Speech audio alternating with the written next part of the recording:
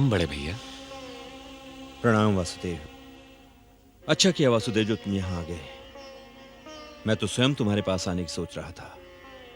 मैं तुमसे कुछ पूछना चाहता था वासुदेव। क्या पूछना चाहते हैं बड़े भैया? क्या तुम भी मेरे अनुजों की भांति मेरे इस निर्णय से सहमत नहीं हो कि पौत्र बर्बरीक को अपने वचन का पालन करने की संपूर्ण स्वतंत्रता मिलनी चाहिए?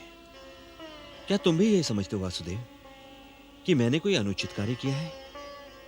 नहीं बड़े भैया, आपने कोई अनुचित कार्य नहीं किया। आपने वही किया जिसकी आपसे सदैव आशा की जाती है।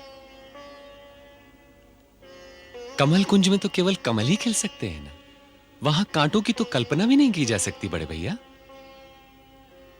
आपने सदैव की भांति अपने धर्म का पालन किया है।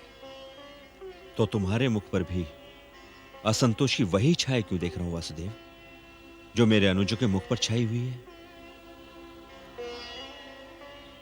बड़े भैया,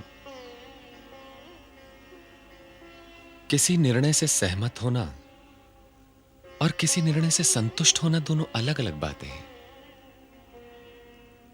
आपके निर्णय से सहमत तो हुआ जा सकता है, किंतु इस निर्णय से संतुष्ट हो जाना अपने आप से छल करना होगा। अर्थात तुम ये समझते हो वासुदेव कि मेरे अनुजों की चिंता ठीक है? यदि आपका निर्णय ठीक है तो उनकी चिंता भी उतनी ही ठीक है बड़े भैया। परंतु वे चिंतित हैं क्यों?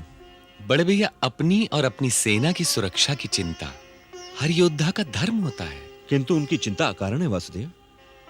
बर्बरीक हमारी आंखों का तारा है। वो स्वयं अपनी शक्तियां लेकर हमारे पास आया है, हमारी ओर से युद्ध करना चाहता है, तो इसमें चिंता का क्या कारण है?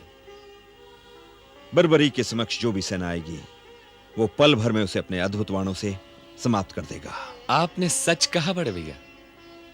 युद्ध के पहले दिन बर्बरीक के समक्ष जो भी कुरुसेना आएगी उसे वो देखते ही देखते समाप्त कर देगा, किंतु जो कुरुसेना उसके समक्ष नहीं आएगी वो बच जाएगी।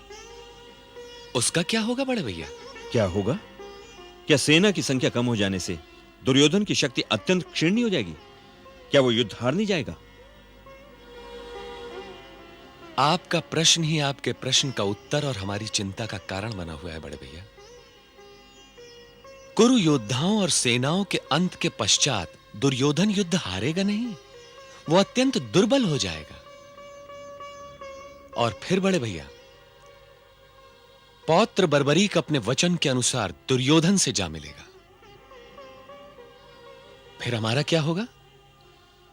हम और हमारी सेना तो युद्ध के पहले ही दिन उसकी सिद्धियों की भेंट चढ़ जाएंगे, क्योंकि वैसे भी हमारी सेना कुरु सेना की तुलना में अत्यंत छोटी है।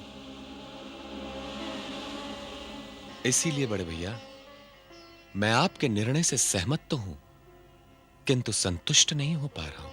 यह तो सचमुच बहुत भयानक स्थिति है वासुदेव। यह तो सर्वनाश हो जाएगा। ऐसी स्थिति में तो केवल तुम ही कुछ ना कुछ कर सकते हो, और मुझे पूरा विश्वास है वासुदेव कि तुमने इसका कोई ना कोई उपाय अवश्य सोच भी लिया होगा। सोचा तो नहीं बड़े भैया, पर सोच अवश्य रहा हूं। मैं कुछ खोज रहा हूं। क्या खोज रहे हो वासुदेव? असहमति और असंतोष के बीच में वो बिंदु खोज रहा हूं बड़े भैया, जहां सहमति और संतोष एक दूसरे से गले मिल सके।